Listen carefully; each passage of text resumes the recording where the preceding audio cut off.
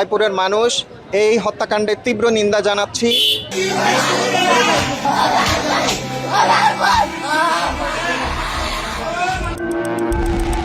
একটি সাজানো সংসার, বাবা নেই, তবু মায়ের স্নেহের নিবিড় ছায়ায় বড় হচ্ছিল 3 বোন। কিন্তু একটি প্রত্যাখ্যান আর এক উন্মুক্ত আক্রোশ নিমিষেই মুছে দিল একই পরিবারের 4টি তরতাজা প্রাণ।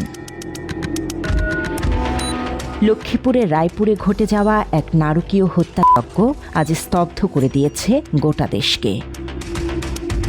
পিতৃহীন সংসার। 2019 সালে অভিভাবক হারানোর পর 3 মেয়েকে নিয়ে একাই লড়ছিলেন মা। স্বপ্ন ছিল ঢাকা বিশ্ববিদ্যালয়ে পড়ুয়া বড় মেয়ে সাইমা, মেজো মেয়ে ইকরা আর ছোট্ট শিফাকে ঘিরে। কিন্তু নিজেদের সবচেয়ে নিরাপদ যে আশ্রয়, সেই ঘরেই হানা দেয় এক নির্মম ঘাতক। মুহূর্তে স্তব্ধ হয়ে যায় 4টি প্রাণ। রক্তে রঞ্জিত হয় তাদের নিজেদেরই চেনা আঙিনা। এই নারকীয় তাণ্ডবের হোতা উগ্র হিন্দুত্ববাদী শ্রী অন্তর মজুমদার। নোয়াখালীর সুবর্ণচরের এই বাসিন্দা একসময় ওই ভবনেরই ভাড়াটিয়া ছিল। বড় মেয়ে সাইমাকে বিয়ের প্রস্তাব দিয়ে প্রত্যাখ্যাত হওয়ার আক্রোশ আর লালসার শিকার হয়েই এই পরিবারটিকে নিশ্চিহ্ন করার ছক কষে সে। স্থানীয়দের অভিযোগ, কেবল ক্ষোভ নয়, বিকৃত লালসা চরিতার্থ করতে ব্যর্থ হয়েই পানির মিস্ত্রির ছদ্মবেশে ঘরে ঢুকে প্রথমে ধর্ষণ এবং পরে ধারালো অস্ত্রে একে একে 4 জনকে জবাই করে সে। পরবর্তীতে লাশ বার করি, কিছু ঘটনাস্থলে 1-2 মারা গেছে আর বাকি 2 একটু টিকলরে, এবং আমরা হাসপাতালে পাঠাই দিচ্ছি। এই 4 জনের পরিচয় কি? পরিচয় যে এর বাপে আগে সে বেরিয়ালে আসছিল, কারেন্ট অ্যাক্সিডেন্ট মারা গেছে। এর একমাত্র ছেলে আসছিল বড়সা, হাজারহাট বাজার তারিখগারে। ভেতর থেকে ভেসে আসা বাঁচার তীব্র আর্তনাদে ছুটে আসে সাহসী প্রতিবেশীরা। এ সময় ঘাতককে নগ্ন অবস্থায় দেখতে পায় তারা। এরপর ঘাতক যেন পালাতে না পারে, তাই বাইরে থেকে মূল ফটক আটকে দেয়া হয়। এমন ওই যদি ওই ফ্যানটা হাতে আসছিল, সে উলঙ্গ ছিল, যতই সম্ভব একে সিগারেট খেলাইছে, সিগারেট খেলাইছে। আর অনেক যে কইছে আমি কল নাল করতাম আছি, আমি ভাবছি কি এ হয়তো কল নাল করতো, আই এগো মেয়ে ঘরে ধরছে দর্শনের লাই, আমি বাইরে দিয়ে ডেটা খেলাইছি। আমার এখানে রানী খেলা করে একজন ছিল, উনি আমার ডাক দিলে আরো এই দিকে তাড়াতাড়ি শব্দ শোনা যাইতেছে ভিতরে, বাসা বাসা। তা আমি ভিতরে উঠছি, আমি মনে হচ্ছে মা মেয়ে ঝগড়াঝাটি করছি। পরে জানার দরজায় জানার সবাই দেখছি যে না, কেউ সামনের রুমে কেউ দেখে তারা। পরবর্তীতে যখন জানালা এই দিকে তো ওইদিকে গেছি, আর জানালা টপ টপ করে আটকাই দিয়েছে। আমরা আবার ভিতরে দিয়ে ঢুকিতে চাইলে এই তুই কে তোর এই কথা কওয়ার লাগে, এই ভিতরে দিয়ে ঢুকিয়ে জানালা দরজা খুলিয়ে উপরে উঠছে। আমরা বাড়ির থেকে লাঠি ছড়ালে উপরে দিকে উঠছি। উপরে উঠার পরে সে ভিতরে ছাদের উপরে ভিতরে দিয়ে আটকাই দিছে, বাইরে দিয়ে আমি আবার আটকাই দিয়ে আমি লোকজন সবাই ডাক দিছি। এরপরই ক্ষুব্ধ জনতার হাতে ধরা পড়ে অন্তর। গণপিটুনিতে গুরুতর আহত হয়ে হাসপাতালে চিকিৎসাধীন অবস্থায় তার মৃত্যু হয়। কিন্তু তার আগেই ঘটনাস্থলে মা ও 2 বোন এবং হাসপাতালে নেয়ার পথে শেষ নিঃশ্বাস ত্যাগ করে মেজো বোন ইকরা। একজন যুবক একই পরিবারের মা এবং তার 3 কন্যাকে নৃশংসভাবে হত্যা করেছে, এবং এরপরে গণপিটুনিতে সন্দেহভাজন সেই যুবকও নিহত হয়েছেন। ঘটনাস্থলে পুলিশ এসে জানায়, পূর্ব পরিচিত হওয়ায় অভিযুক্ত ঘাতক স্বাভাবিকভাবেই তাদের ঘরে প্রবেশ করেছিল।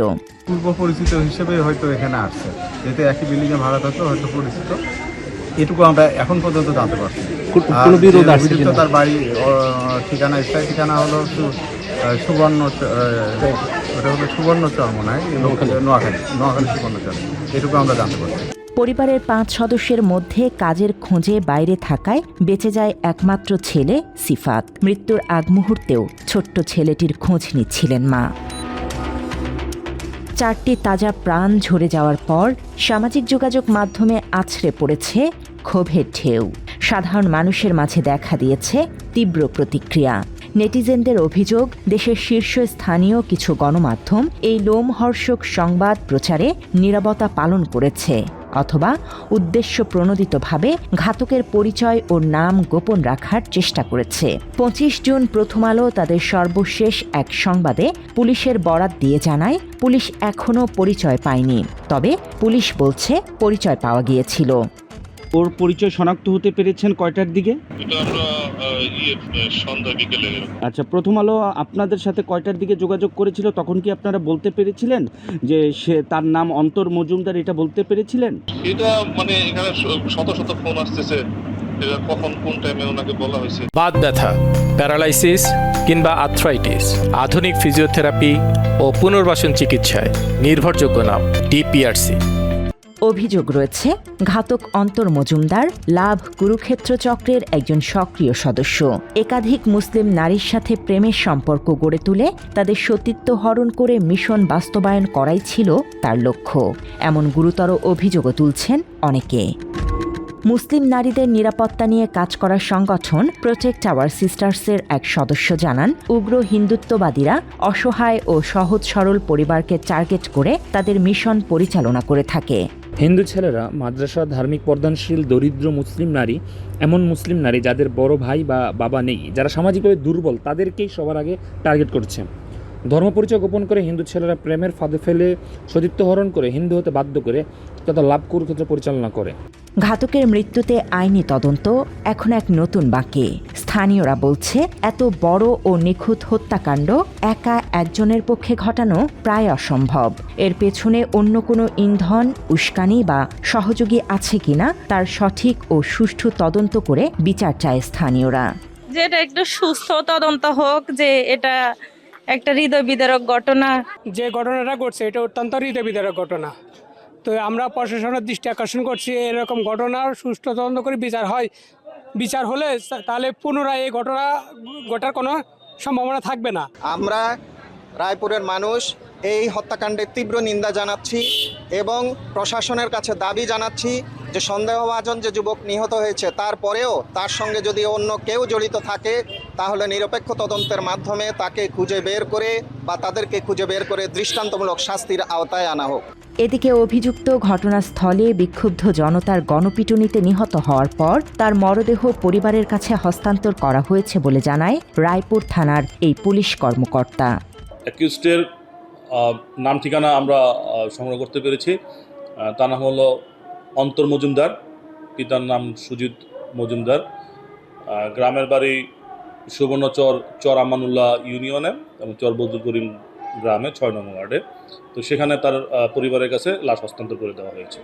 পুলিশের এই কর্মকর্তা আরও জানান, অভিযুক্ত শ্রী অন্তর মজুমদার ছদ্মনাম ব্যবহার করে নিজের প্রকৃত পরিচয় আড়াল করত।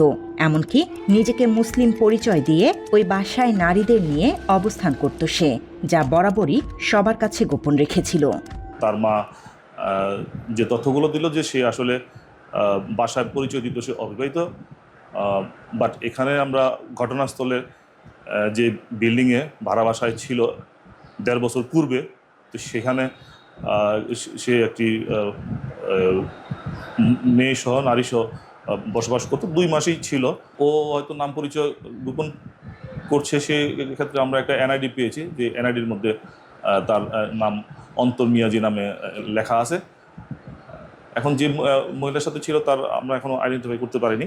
একদিন আগেও যাদের সঙ্গে কথা বলেছে, একসঙ্গে থাকার স্বপ্ন দেখেছে, সেই মা ও 3 বোন সহ 4টি লাশের পাশে দাঁড়িয়ে শেষ বিদায় জানিয়েছে 16 বছর বয়সী কিশোর জুনায়েদ ইসলাম সিফাত। তার চোখে কেবলই অশ্রু আর বিষণ্ণ নীরবতা। পরে মা ও 3 মেয়েকে কুমিল্লার হোমনা উপজেলার লটিয়া গ্রামে তাদের পারিবারিক কবরস্থানে দাফন করা হয়।